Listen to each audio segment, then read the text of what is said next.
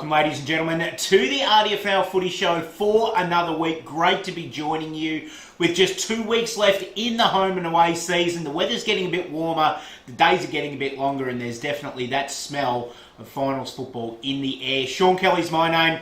Chris Yeen joins me as well. Yeendy, great to have you on board this week. Always pumped, mate. It's an exciting time of year. Certainly is. Not here. We've been getting some feedback as well. A little bit of feedback coming online. I don't read Big Footy anymore, mainly because it's a lot of club supporters and sometimes ill-informed individuals that are on there. So you take anything that's on there with a grain of salt. But it's good to see that people are watching the show. Yep, keen to give some feedback, give their 2 cents worth. Always happy. About. So we thank all the feedback we've been getting on Big Footy. We always take feedback. We always listen to it, and then what we do, and it's a rule that I've been taught. You always listen to somebody. You always take the feedback. Then you decide how to process it. We've already processed that feedback. I suppose it's something that we will get our operations manager to clarify in the coming weeks, because there was obviously what we put on screen last week and what we said was a little bit different, so we'll just make sure about that. But in the end, the point that was coming up may not be made anyway, because as we look at talking point number 1, the final scenario that you put in the record and obviously eloquently put here on the Footy Show 2 weeks ago, still well and truly in play after the weekend. Lansfield defeating Wallen by a point. Wallen's inability to win games away from home again could end up costing them a final spot. Definitely right there, and great effort there by the Tigers. That was the game they desperately needed to win, and Wallen, I guess, that the inability to win away from home, and it's disappointing for them, frustrating for them as a club and their supporters, because they do have the talent there. But the Tigers just wanted it more when the crunch was really on at the end of the day. Big weekend this weekend, and we'll talk all about that very shortly. But I suppose talking point number 2 is looking at the result from that game, and also the Broadford versus Rupertswood game. 4 teams that are potentially finals bound.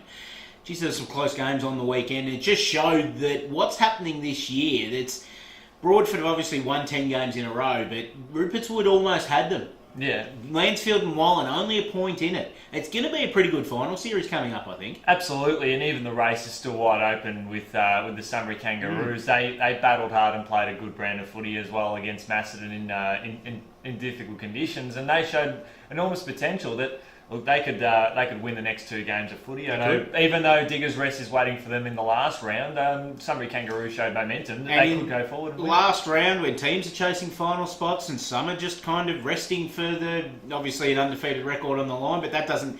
Diggers Rest don't care about an undefeated record in the home and away season. What they want is the prize at the end of the postseason. You never know. Anything could happen. It's going to make for an exciting 2 weeks. So it's exciting. You get there with 2 weeks to go, and any team from 1 to 8th can still make the finals. Exactly right. Very, very interesting times. Talking point number 3, of course, with finals just around the corner, it means that the home and away season, as we know, is just about in its conclusion. And when that happens, we start giving out individual awards. The Bowen Medal, of course, the biggest award in the RDFL. Not far away, obviously. We've got just the 2 rounds to go. Who do you think are the main fancies for the league's best and fairest award at the end of the season at this stage? Well, we can use the Geelong argument when they were battling away at the top and having a successful run. You're looking at your Taylor Hines and Carl Mortons, and when we use that they Geelong... They didn't play for Geelong. They didn't play for Geelong, but... you bugger. But they're playing great football. Yep. But... Do they run? Are they taking votes away from each other? And that's the key thing we're looking at, because that's what happened with Geelong in their glory days. The star midfield there. That's what sort of happened. So now it's sort of open up. Although Gary Ablett did win a Brownlow at Geelong. He did. Jimmy Bartell did win a Brownlow at Geelong. I guess that argument goes straight. I've just got this chuck your argument in the bin. It's buried. Looking outside Diggers Rest, who else do you think would be catching the umpire's attention? I think Sean Harrison has had a dynamic season for the Cats. Runner-up last year, of course. And but he will be missing, I believe, the next 2 weeks due to injury, which could leave that race wide open itself. And but what about last year's other runner-up, Adrian Romanek from Broadford, who has had a very, very good season once again? He's had a very good season, but then...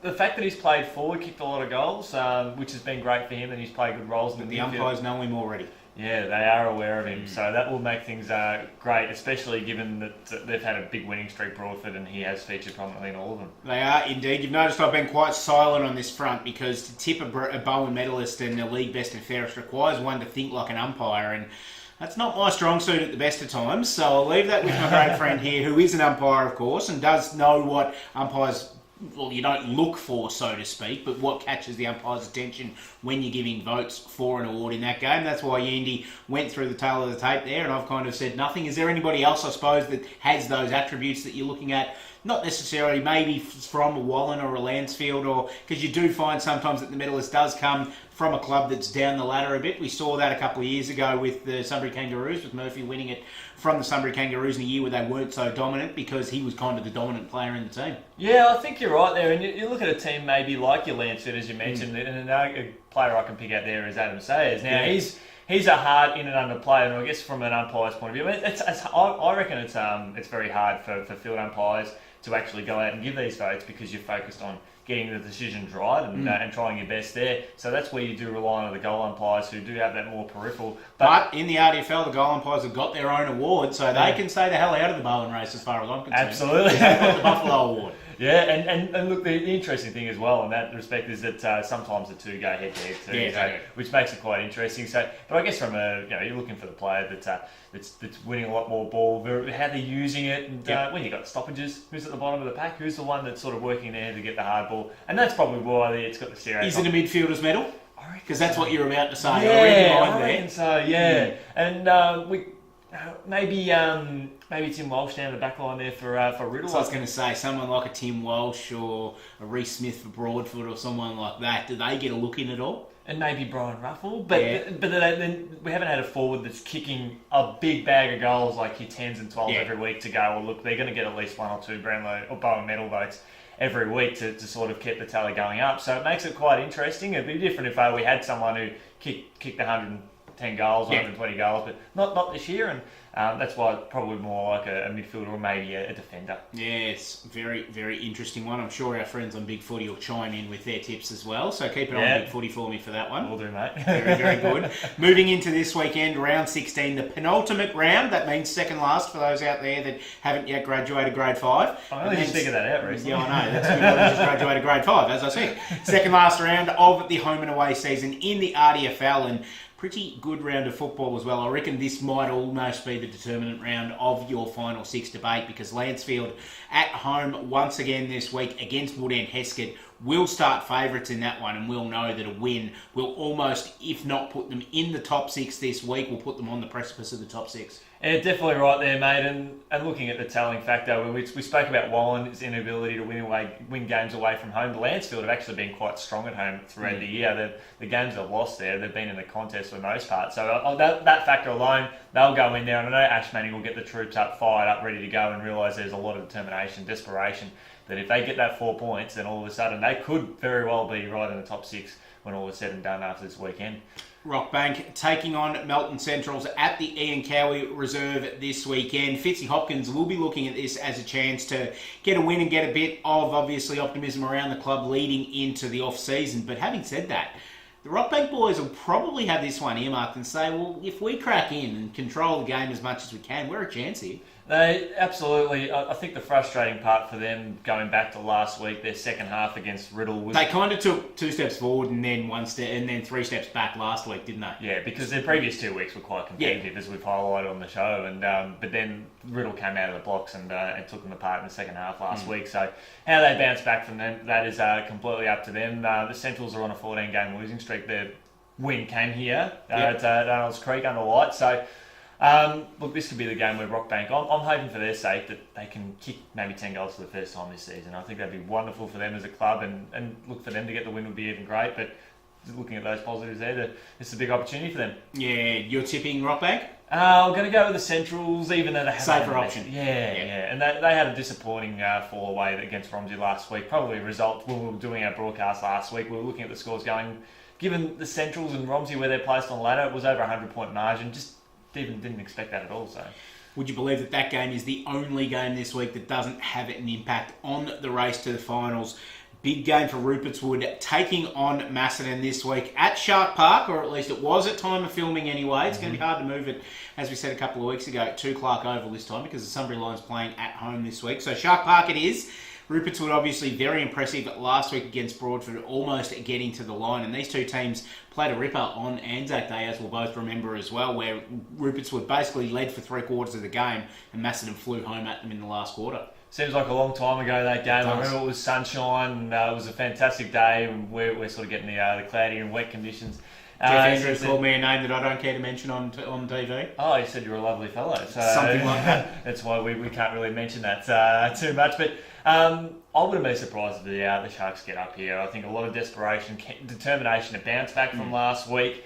If the Cats drop this game, it's not the worst thing that can happen for them, but it's got the finals-like atmosphere around it. It does. That being said, Cats will be throwing everything at them because they know a top 2 spot is well and truly still alive if they win this game as well, given that Riddell played Diggers Rest this week as well. So they will be throwing everything but the kitchen sink at the Sharks, I think. Well, if we're going to go on form, Cats get up, they win, they'll beat Wood and Heskett the following week, just based on form. Then top 2 spots there, they book that spot with Diggers Rest, which, as we know over the last better part of the last decade or so, that it's not uncommon to see Macedon and Diggers Rest playing each other in week 1 of the finals. Not at all, indeed. Another very, very interesting game this week at the Harley Hammond Reserve. Broadford taking on Wallen. Broadford 10 wins in a row, but showed that they can be challenged on the weekend, where Wallen, they just simply have to win. There's no ifs, buts or maybes. They play Rockbank in round 17, but if they want to play finals, they have to win this game. Exactly, and having to win away from Green Hill Reserve, that's the big thing, because they've got Rockbank in the last round and they can't rely on other results to go their way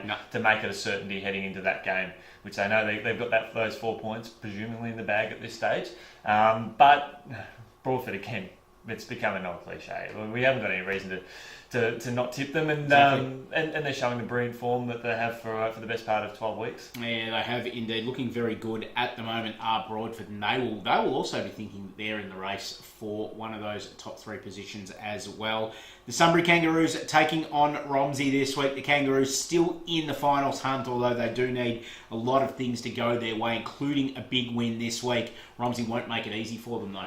It's hard, again, when you've got a team coming off a big 100-plus point win. And then you've got a team that the Sunbury Kangaroos, where they went down by 6 goals. They showed a lot of bravery and a lot of heart in that performance there, and it only sort of blew out there in the final term. But they only kicked 3 goals for the day last week. Not the best conditions for forwards. Ryan Pretty had to push very far up the ground, but their forward options were sort of minimalised anyway. But they're playing at home. They'll be playing on a better deck, so this will be a big opportunity for them. But again, Romsey are coming off that big win, and players really started to excel. Although Romsey did have Jack O'Sullivan making an appearance because Calder Cannons had the bye. And they did, development round. So, and Aaron Patterson, who kicked 5 goals, absolutely blitzed it, and on a hard running deck, that could suit him again, so for Romsey. Could indeed. We just want to send a shout out to a former Sunbury Kangaroos player in Simon Clark, who played at the Kangaroos last year. An unfortunate incident on the ground last weekend saw Simon fairly badly injured, so we send him all of our best wishes from myself and Yeendy and everybody here at the RDFL as well, and hope that you can pull through that one pretty soon. Clarkie, all the absolute best, mate. And speaking of well wishes as well, we'd be thinking of Josh Canolis from the Sunbury Kangaroos, the youngster. Dislocated his knee over at the Cats last weekend, and a good young footballer, and just a good kid off the field as well. So we're thinking of him and wish him all the best in his recovery. We are indeed, but the big one, the one that everybody will be talking about, including yourself, on Highlands 100.7 FM this weekend, is Riddell taking on Diggers Rest at the Riddles Creek Recreation Reserve. Some may say that this could potentially be the preview of a game that we may see in about 6 weeks' time down at Romsey Park. What would you say to that? Well, it could be a preview of a game that we could see in a couple of weeks' time, in week 1 of the finals, because things can still go that way. And look, if the Bombers get up, that'll give them the psychological edge, and they are coming in with a red-hot form. They are. No disrespect to Rockbank, but you've got to go forward with that momentum, and that's great for them. And Diggers, they were only about 5 goals up midway through the third term against the Hawks, who showed a lot of heart and determination and kicked away late in the game. So this has got the shaping to be an absolute cracker. Premiers and champions is one thing, but there's a weight of expectation on Diggers Rest anyway this year, because they've been the best all the way through.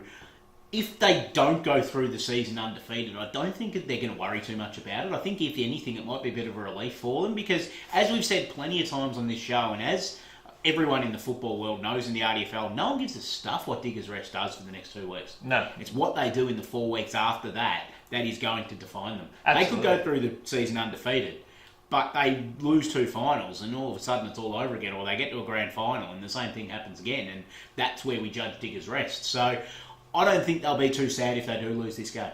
Yeah, exactly. And look, Riddell finished minor premiers last year, went out straight sets. And Exactly. going back in 2011 when Rumsey won their premiership against the Sunbury Kangaroos, it was the same talk every single week. When are they going to drop that game? Are they going to drop that game? They ended up dropping a game late in the season to Macedon, and then ended up going on and winning the flag after That being said, you don't have to drop the game. Obviously, very, very good teams define a legacy by going through a season undefeated. It's just obviously it does create a bit of pressure going on there, and it's pressure that Diggers Rest may not need. And I suppose I'm piling on a little bit more by saying this, but obviously given the legacy of the last days of the season for them. Yeah, absolutely. It's important for them. Whatever they can get out of salvage out of the next 2 weeks is going to be handy. But it's what happens. The Sunbury Kangaroos on Saturday, August 27, where that sort of sets them up, and then they win that. They potentially go to Macedon, depending on how the grand final. They win that, and they get 2 cracks at playing in the grand final, which is what they want. Yeah, and they need that, and they want to be getting to Rumsey at the business end of the season. They will indeed. Thank you for joining us once again on the RDFL Footy Show for another week. Yeendy, thank you for joining us, mate. Your expertise, as always, shining through. Oh, just giving 110%, being part of the team, mate. Having a bit of fun. It's exciting. Not the time of year for cliches, mate. Give us a little bit more going forward, please. We'll save that for next week, though, and we'll get you ready and primed, ready to go. Thank you for joining us once again. Thanks for all your feedback. Keep it coming in here on the RDFL Footy Show. We'll see you again soon.